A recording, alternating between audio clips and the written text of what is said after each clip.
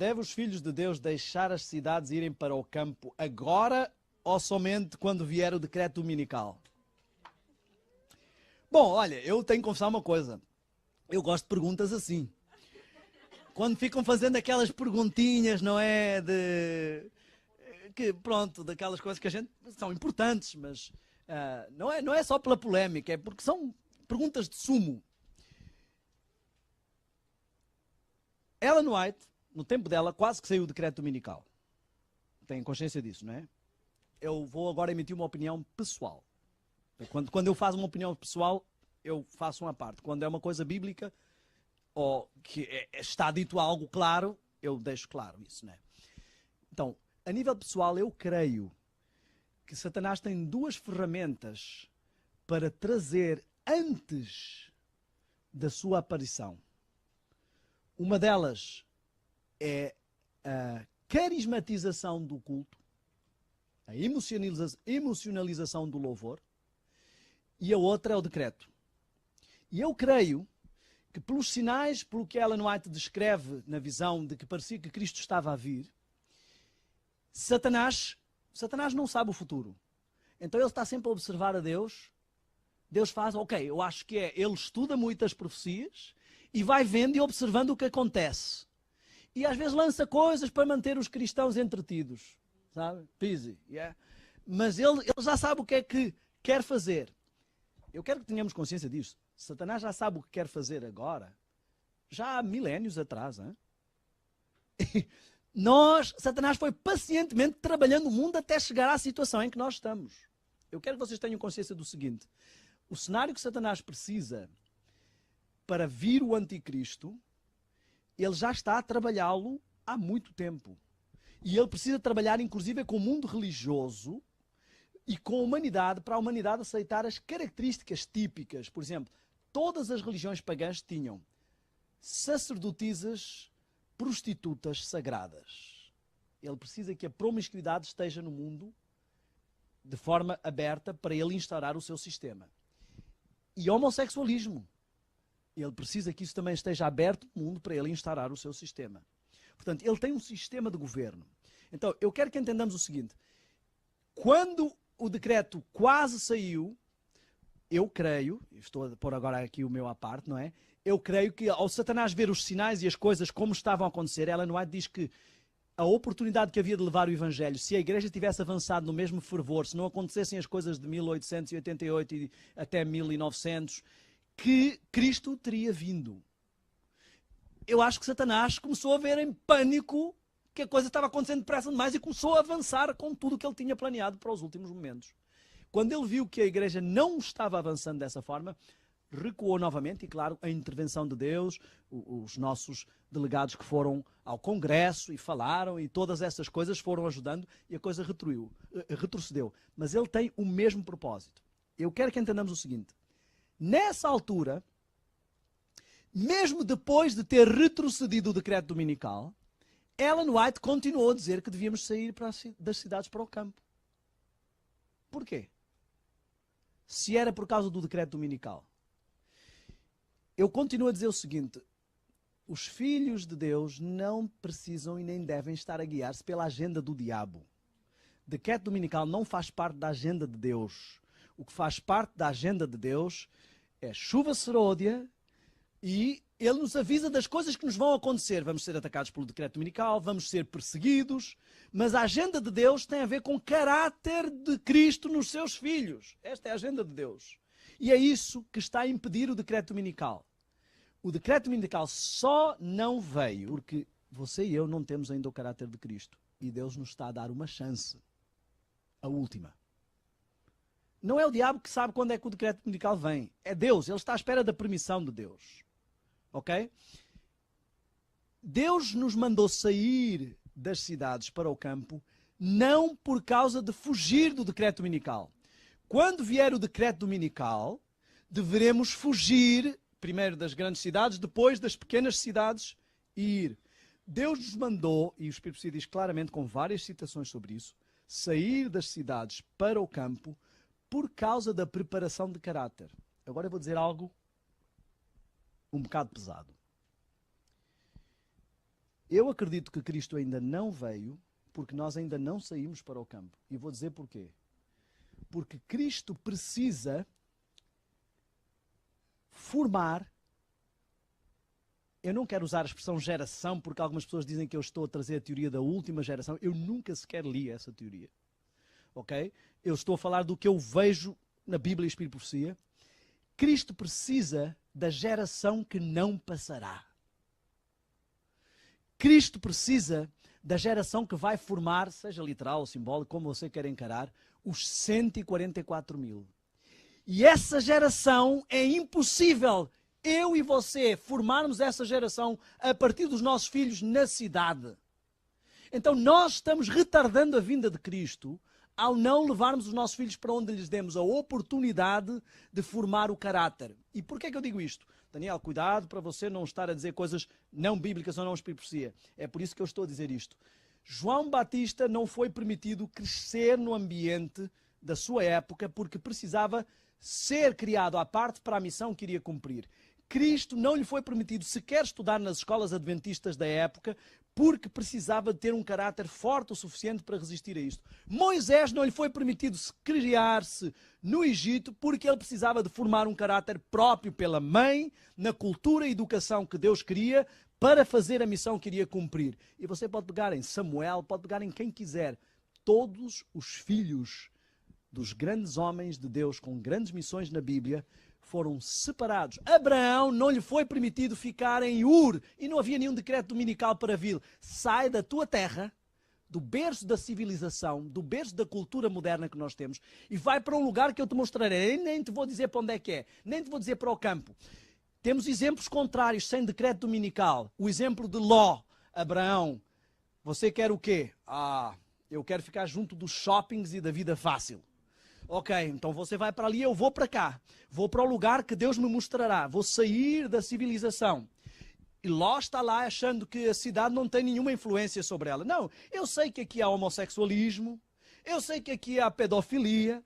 Eu sei que aqui há relações incestuosas, mas isso não afeta a minha família porque nós temos uma espiritualidade viva.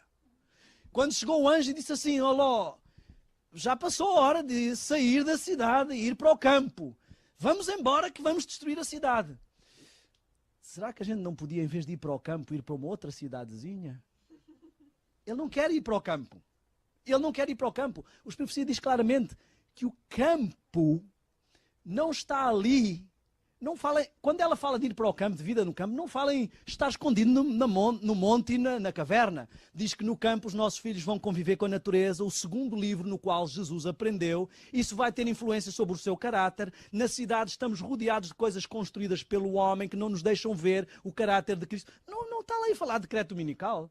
O livro Vida no Campo não é um livro de como fugir da perseguição. É um livro de vida no campo.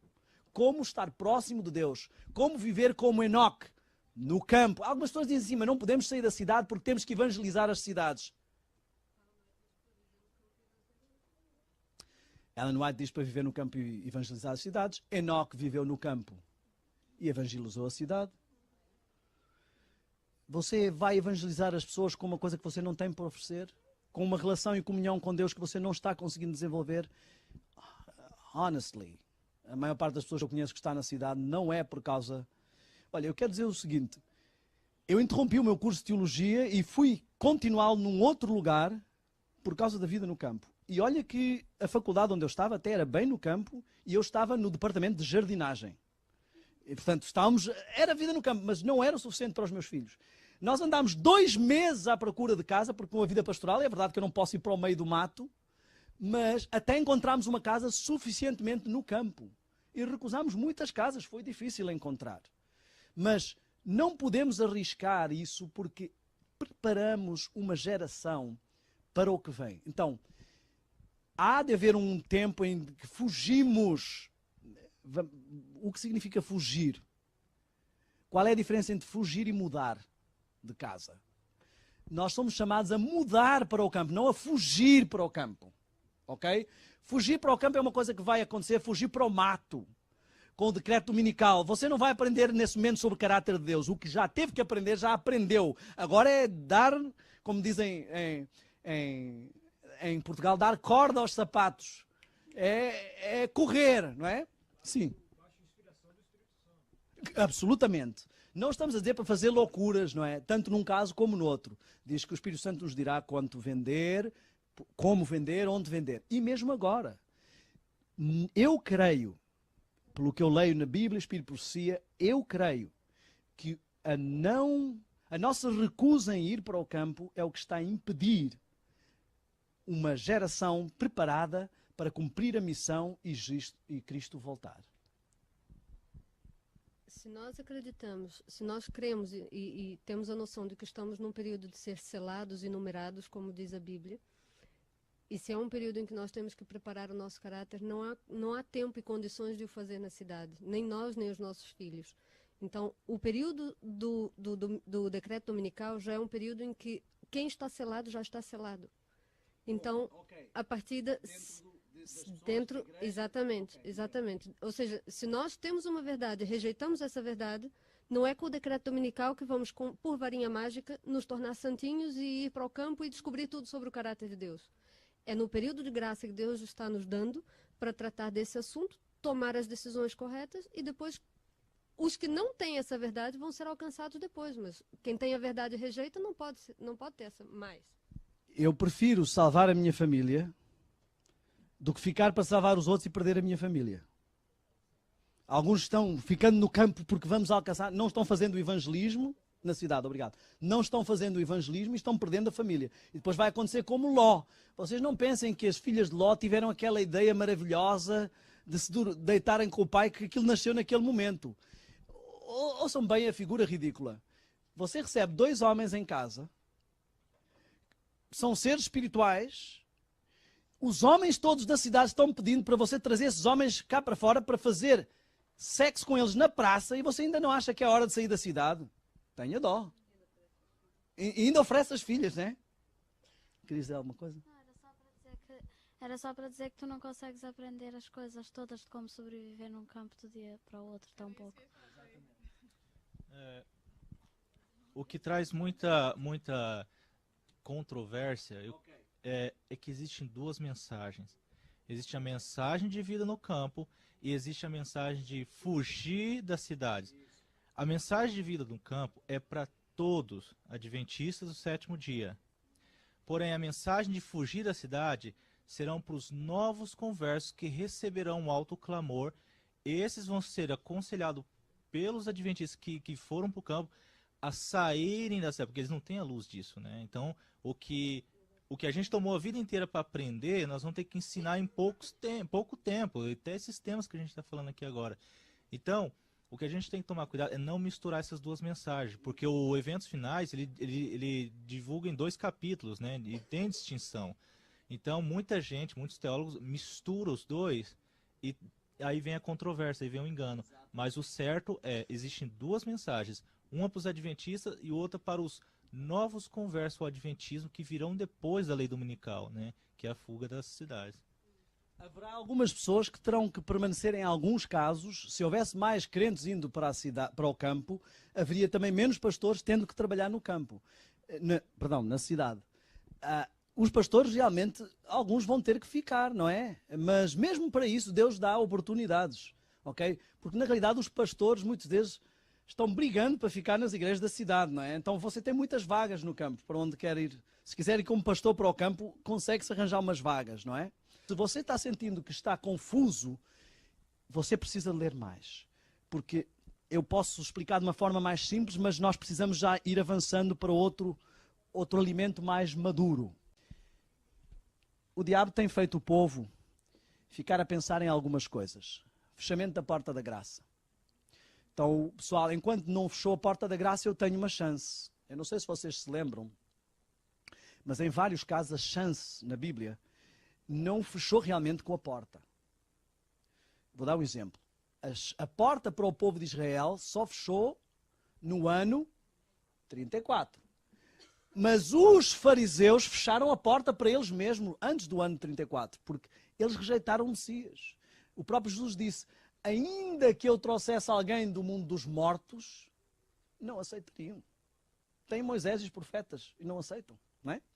Então, O povo, no dilúvio, a porta fechou e eles ainda ficaram lá. Parecia que estava tudo normal. Ainda não havia chuva. Ainda estavam a gozar de Noé. E só quando a coisa ficou feia que aí caíram em si. Porque o diabo sempre quer que a gente caia na teoria da segunda chance. Deixar para mais tarde, deixar para mais tarde, deixar para mais tarde. Olha, se não for agora, quando for para o purgatório, você lá trata da coisa. Ou se não for agora, quando você vir todo mundo sendo arrebatado, é hora de pôr a vida em ordem porque Jesus está vindo. Ele está sempre usando esta teoria. E para os adventistas está dizendo, olha, se não for agora, quando cair a chuva serôdia, é como uma varinha mágica e você vai abandonar todos os seus defeitos e problemas. A chuva serôdia não vem para nos ajudar com os defeitos de caráter. A chuva serôdia vem para nos dar poder para duas coisas. Pregar o Evangelho,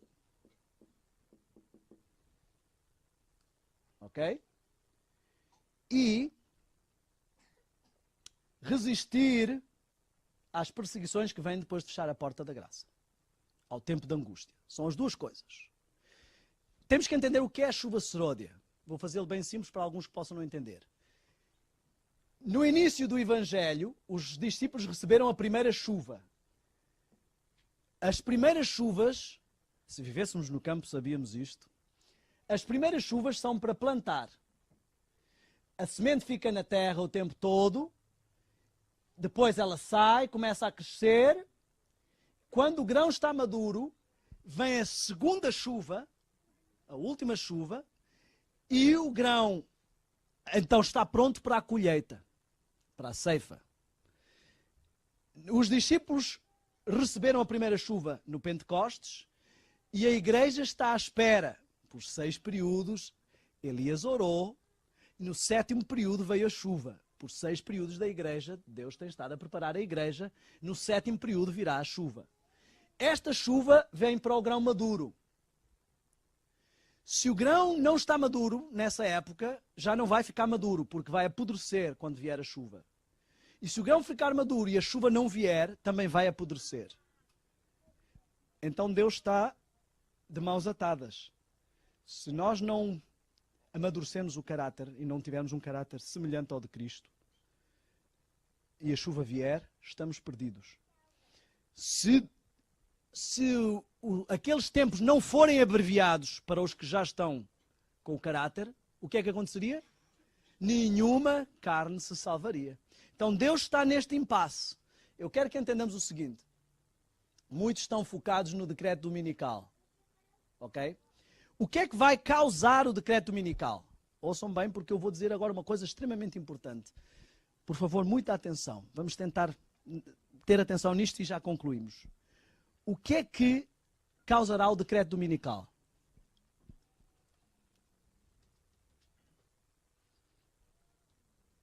Sem medo, não tenho medo. O quê? Mais forte, João. A forte pregação do Evangelho. Certo? Ela vai causar irritação. Ide e sede minhas testemunhas. A palavra para testemunha é a mesma palavra que mártir. Martírios. Ide e sede meus mártires, meus testemunhas. Vivei o Evangelho mesmo que tenhais que sofrer. Aonde? Primeiro em Jerusalém. Depois em Samaria. E depois até Judeia e confins da terra. Estão a ver a chave profética aqui? Quem é Jerusalém hoje? Somos nós. Yazde. Quem é Samaria? Quase como nós, mas com misturas de outras raças. Quem? Os cristãos e evangélicos que vieram da Reforma, mas que levaram misturas. Os protestantes, os evangélicos, confins, são os ímpios, aqueles que não conhecem nada. Olha só. A mensagem de reavivamento começa na Igreja Adventista. O julgamento também começa pela Igreja Adventista. Vai causar irritação em Jerusalém. Alguns não suportarão esse testemunho e isso causará a sacudidura.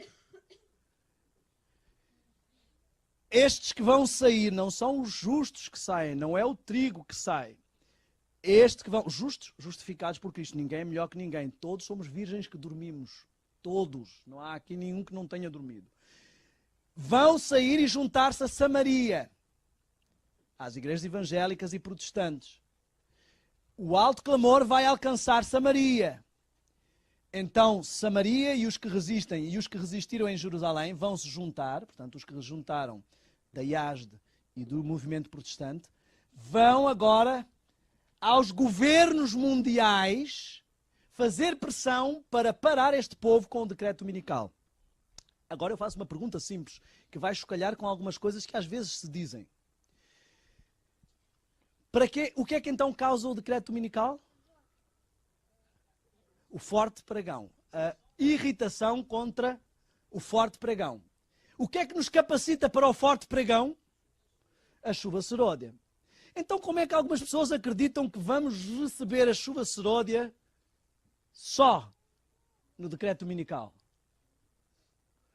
Como é que algumas pessoas acreditam que só vai haver este processo depois do decreto dominical? Ou no decreto dominical? Eu quero fazer mais uma pergunta muito simples. Eu estou aqui, temos que reler, porque às vezes não percebemos porque estas coisas são processos. Já dou a palavra, Joel, só um segundinho. Reparem, porquê é que eu recebo a chuva seródia?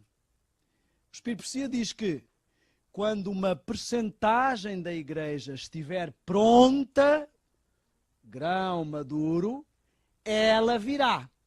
Cairá no irmão ao meu lado e eu posso não me aperceber, porque o meu grão não está maduro. Então eu quero que entendamos o seguinte: para que eu receba a chuva seródia e se dê um processo de selamento na minha vida, o selamento começa com a minha conversão, o meu caráter vai progredindo em santificação até ser totalmente aprovado como um caráter de Cristo. Para eu receber a chuva seródia, você pode ler em todos os textos de Espírito Profecia que quiser. Diz assim: o refrigério não virá enquanto nós não refletimos como? Completamente a imagem de Cristo. Sobre homens e mulheres que têm um coração ainda egoísta e impuro. Diga, Joel. Às vezes a confusão vem do assunto da lei dominical, porque ela é explicada em etapas. Muito bem, obrigado. E isso, às vezes, as colocações das etapas não estão corretas em relação à chuva seróida e a forte pregão. E isso, às vezes, é o que causa algumas confusões. Exatamente. O que causa confusão foi muito bem dito, porque assim, nada destas coisas são pontos. O decreto dominical é um processo, vai começar com vários processos que levam ao decreto dominical nos Estados Unidos e depois vão levá-lo pelo mundo. A chuva seródia também é um processo, começa com o povo de Jerusalém, mas depois vai alcançar os outros que vão recebendo a mensagem. O selamento é um processo, também começa no caso de Jerusalém e depois vai alcançando todos os outros. Quase tudo é um processo, exceto o fechamento da porta da graça, que é um processo, mas o momento em que fecha é um momento em que Jesus diz está consumado. Então, enquanto alguns estão num processo de uma coisa, outros podem estar num processo de outra. A sacudidura também é um processo. Irmãos, por favor, estudemos estes assuntos. Estudemos estes assuntos. Apocalipse 7 está se cumprindo agora e nós precisamos entender que é a chance que o Senhor nos tem dado. Não importa quanto tempo você andou brincando com religião, este não é mais o momento de brincar. É o momento de tomar decisões sérias. Decisões sérias. Não vá, há uma expressão que eu gosto muito do Brasil, não vá morrer na praia. Depois de nadar todo o oceano, morrer na praia. Depois de tantos anos de adventismo, morrer na praia. Eu quero que nós nos concentremos nisto. As pessoas estão à espera para tomar as suas decisões. Diz assim, hoje se ouvires a minha voz, espera pelo decreto dominical. É isso que diz lá? Quando? Hoje, agora. Eu acredito que Deus tem estado a conduzir esta igreja. Trouxe o lema da Conferência Geral: reavivamento e reforma. E agora está trazendo o outro: envolvimento total. Todos envolvidos na obra. Porque está apontando já para tudo o que tem que ser feito. Nós precisamos desse processo. Eu quero só que tenhamos em conta isto. Muitos adventistas serão enganados porque estão à espera daqui para tomar a sua decisão. Eu quero que entendamos isto. Para eu receber a chuva seródia, isto é um processo em que o reavivamento e reforma, a mensagem da testemunha verdadeira vem cada vez mais, eu vou progredindo em santificação, até que estou maduro e reflito o caráter de Cristo. E então o Senhor me dá o refrigério e me sela esse caráter. Enquanto este processo está a acontecer, prestem muita atenção. Muitos estão como as virgens loucas. As virgens também são da igreja verdadeira. São virgens porque são da igreja pura. Ouvem mensagem de revivimento, vão adiando para amanhã, vão resistindo, vão dizendo que isto não é bem assim, vão dizendo que isto não é bem assim, e não estão se apercebendo, mas estão a ficar cada vez mais cegos, cada vez mais contra a mensagem que Deus está a mandar à igreja de revivimento. Quando cai a chuva seródia, eles estão tão cegos que isto constitui um pecado contra o Espírito Santo. Estes fecharam a sua porta aqui. Não precisaram chegar aqui. Por resistência, Deus tem mandado à igreja adventista mensagens como eu nunca vi. Se alguém for aqui adventista há mais de 30 anos, como eu, sabe exatamente do que eu estou falando. Eu lembro dos tempos que os pastores pregavam que nós éramos Laodiceia, e éramos mesmo. Neste momento, não é bem verdade. Nós somos uma Laodiceia em movimento, com muitos pregadores, muita mensagem de revivimento, muito esclarecimento sobre temas que nunca entendemos. Como nunca! Se nós não estamos seguindo este processo de santificação e abandonando o nosso caráter sujo para receber o caráter de Cristo, não só na justificação, mas na santificação, algo está errado. Estamos perdendo o comboio, o trem. E precisamos de não entrar neste grupo, porque este grupo vai se juntar depois a Samaria e aos confins do mundo contra o povo de Deus. Estamos definindo agora em que grupo estamos a ficar e qual o selo ou o sinal que vamos receber no decreto dominical. Eu quero que entendamos isto. Esta é a mensagem que eu não me canso de pregar na nossa igreja. E ainda não preguei 120 anos, como não é, por isso não é hora de parar. Ok? Não creio que Deus me vá dar 120 anos para pregar essa mensagem. Então, eu preciso que todo o adventista neste momento perceba, entenda, que o próximo evento que vai acontecer, eu posso mostrar ali por vários sinais proféticos, é o derramamento da chuva seródia. Todos nós precisamos estar prontos. É verdade, daqui vai nascer todo este processo dos 144 mil, mas eu pergunto, a ervinha do pinheiro é pinheiro? É o momento em que começa o pinheiro. E o pinheiro está começando. O que vamos ser no futuro está começando. E já vai bem intenso. E muitos estão perdendo o trem. Preparação. Eu gostaria que fizéssemos uma oração, os pastores e os membros. Eu acredito numa classe híbrida que vai surgir, que são pastores leigos e leigos pastores. Uma igreja unida entre membros e leigos para acabar esta obra.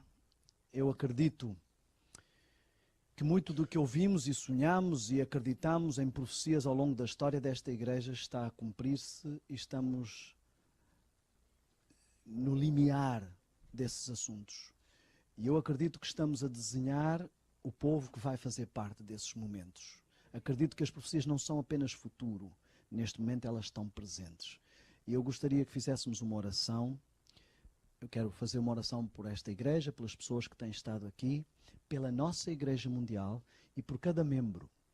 Eu gostaria muito de ter cada um de vós um dia no céu e de podermos desfrutar.